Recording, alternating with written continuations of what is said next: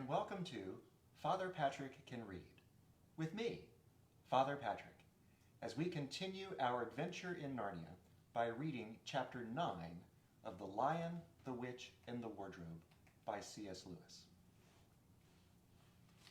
Chapter 9, In the Witch's House. And now, of course, you want to know what had happened to Edmund.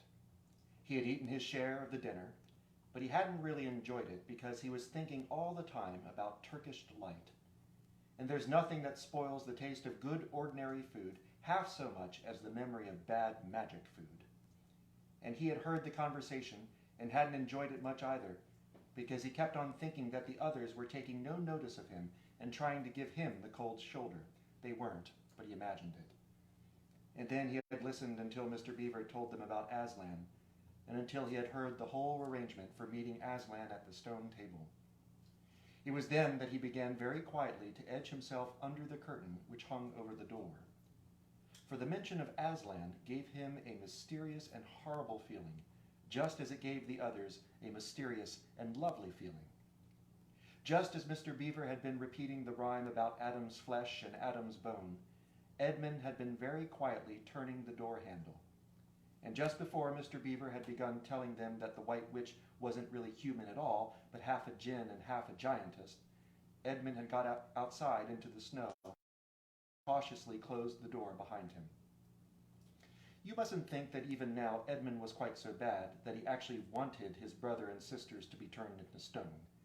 He did want Turkish delight, and to be a prince, and later a king, and to pay Peter out for calling him a beast. As for what the witch would do with the others, he didn't want her to be particularly nice to them, certainly not to put them on the same level as himself, but he managed to believe, or to pretend he believed, that she wouldn't do anything very bad to them, because, he said to himself, all these people who say nasty things about her are her enemies, and probably half of it isn't true. She was jolly nice to me, anyway, much nicer than they are. I expect she is the rightful queen, really. Anyway, she'll be better than that awful Aslan. At least, that was the excuse he made in his own mind for what he was doing. It wasn't a very good excuse, however, for deep down inside him, he really knew that the White Witch was bad and cruel. The first thing he realized when he got outside and found the snow falling all around him was that he had left his coat behind in the beaver's house. And of course, there was no chance of going back to get it now. The next thing he realized was that the daylight was almost gone, for it had been nearly 3 o'clock when they sat down to dinner, and the winter days were short. He hadn't reckoned on this, but he had to make the best of it. So he turned up his collar and shuffled across the top of the dam. Luckily, it wasn't so slippery since the snow had fallen, to the far side of the river. It was pretty bad when he reached the far side. It was growing darker every minute, and what with that and the snowflakes swirling all round him, he could hardly see 3 feet ahead. And then, too, there was no road. He kept slipping into deep drifts of snow and skidding on frozen puddles and tripping over fallen tree trunks and sliding down steep banks and barking his shins against rocks till he was wet and cold and bruised all over. The silence and the loneliness were dreadful. In fact, I really think he might have given up the whole plan and gone back and owned up and made friends with the others, if he hadn't happened to say to himself, "When I'm king of Narnia, the first thing I shall do will be to make some decent roads." And of course, that set him off thinking about being a king and all the other things he would do, and this cheered him up a good deal. He had just settled in his mind what sort of palace he would have and how many cars, and all about his private cinema, and where the principal railways would run, and what laws he would make against beavers and dams, and was putting the finishing touches to some schemes for keeping Peter in his place, when the weather changed. First, the snow stopped. Then a wind sprang up, and it became freezing cold. Finally, the clouds rolled away, and the moon came out. It was a full moon, and shining on all that snow, it made everything almost as bright as day, only the shadows were rather confusing.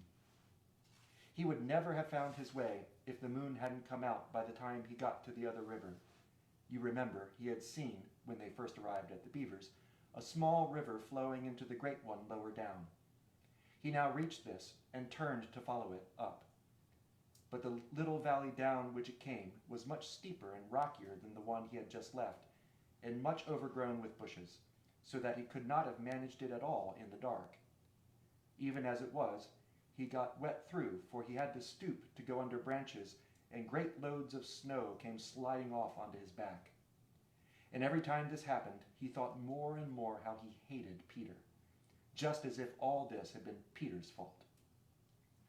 But at last he came to a part where it was more level, and the valley opened out. And there, on the other side of the river, quite close to him, in the middle of a little plain between two hills, he saw what must be the White Witch's house, and the moon was shining brighter than ever. The house was really a small castle. It seemed to be all towers, little towers with long pointed spires on them, sharp as needles. They looked like huge dunce's caps or sorcerer's caps, and they shone in the moonlight, and their long shadows looked strange on the snow. Edmund began to be afraid of the house. But it was too late to think of turning back now. He crossed the river on the ice and walked up to the house. There was nothing stirring, not the slightest sound anywhere. Even his own feet made no noise on the deep, newly fallen snow. He walked on and on, past corner after corner of the house, and past turret after turret to find the door. He had to go right round to the far side before he found it. It was a huge arch, but the great iron gates stood wide open. Edmund crept up to the arch and looked inside into the courtyard, and there he saw a sight that nearly made his heart stop beating. Just inside the gate, with the moonlight shining on it, stood an enormous lion, crouched as if it was ready to spring. And Edmund stood in the shadow of the arch, afraid to go on and afraid to go back, with his knees knocking together. He stood there so long that his teeth would have been chattering with cold, even if they had not been chattering with fear. How long this really lasted, I don't know, but it seemed to Edmund to last for hours.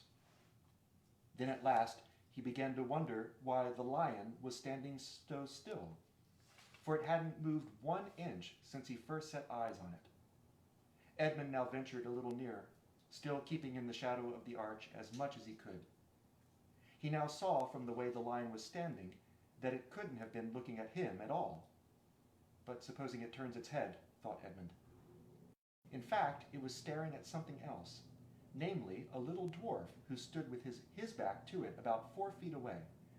Aha, thought Edmund, when it springs at the dwarf, then will be my chance to escape. But still, the lion never moved, nor did the dwarf. And now, at last, Edmund remembered what the others had said about the White Witch turning people into stone. Perhaps this was only a stone lion. And as soon as he had thought of that, he noticed that the lion's back and the top of its head were covered with snow. Of course, it must be only a statue. No living animal would have let itself get covered with snow. Then very slowly, and with his heart beating as if it would burst, Edmund ventured to go up to the lion. Even now he hardly dared to touch it, but at last he put out his hand very quickly and did. It was cold stone. He had been frightened of a mere statue. The relief which Edmund felt was so great that in spite of the cold he suddenly got warm all over right down to his toes, and at the same time there came into his head what seemed a perfectly lovely idea. Probably, he thought, this is the great lion Aslan that they were all talking about. She's caught him already and turned him into stone. So that's the end of all their fine ideas about him. Pooh, who's afraid of Aslan?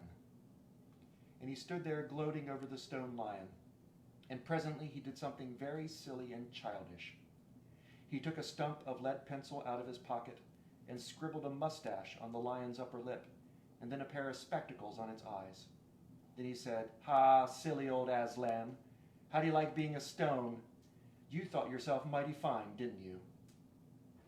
But in spite of the scribbles on it, the face of the great stone beast still looked so terrible and sad and noble, staring up in the moonlight, that Edmund didn't really get any fun out of jeering at it. He turned away and began to cross the courtyard. As he got into the middle of it, he saw that there were dozens of statues all about, standing here and there, rather as the pieces stand on a chessboard when it is halfway through the game. There were stone satyrs and stone wolves and bears and foxes and a catamountains of stone. There were lovely stone shapes that looked like women, but who were really the spirits of trees. There was the great shape of a centaur and a winged horse and a long, lithe creature that Edmund took to be a dragon. They all looked so strange, standing there perfectly lifelike and also perfectly still in the bright, cold moonlight, that it was eerie work crossing the courtyard. Right in the very middle stood a huge shape like a man, but as tall as a tree, with a fierce face and a shaggy beard, and a great club in its right hand. Even though he knew that it was only a stone giant and not a live one, Edmund did not like going past it. He now saw that there was a dim light showing from a doorway on the far side of the courtyard. He went to it. There was a flight of stone steps going up to an open door. Edmund went up them.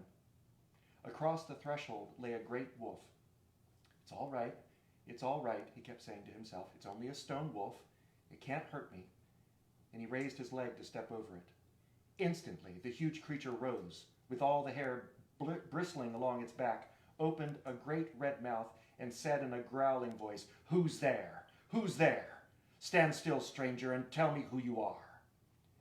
"If you please, sir," said Edmund, trembling so that he could hardly speak. "My name is Edmund, and I'm the son of Adam that Her Majesty met in the wood the other day, and I've come to bring her the news that my brother and sisters are now in Narnia, quite close, in the beaver's house. She wanted to see them." "I will tell Her Majesty," said the wolf. "Meanwhile, stand still on the threshold as you value your life." Then it vanished into the house. Edmund stood and waited, his fingers aching with cold and his heart pounding in his chest. And presently the great grey wolf, Fenris Ulf, the chief of the witches' secret police, came bounding back and said, come in, fortunate favorite of the queen, or else not so fortunate." And Edmund went in, taking great care not to tread on the wolf's paws. He found himself in a long, gloomy hall with milk on its face, and Edmund couldn't help wondering if this might be Lucy's friend. The only light came from a single lamp, and close behind this sat the White Witch. "I've come, Your Majesty," said Edmund, rushing eagerly forward.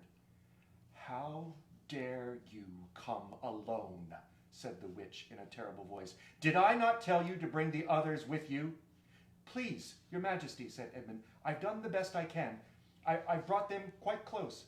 They're in the little house on top of the dam just up the river, with Mr. and Mrs. Beaver." A slow, cruel smile came over the witch's face. "Is this all your news?" she asked.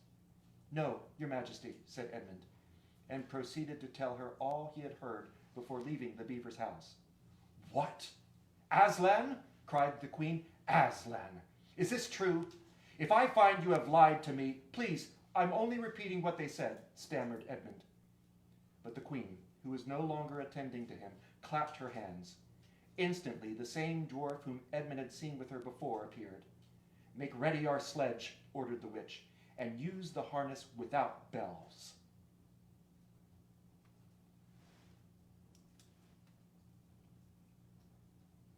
Well, I hope you will join me tomorrow at noon for Father Patrick Can Read, with me, Father Patrick, as we continue our adventure in Narnia by reading Chapter 10 of The Lion, the Witch, and the Wardrobe by C.S. Lewis. Until then, goodbye.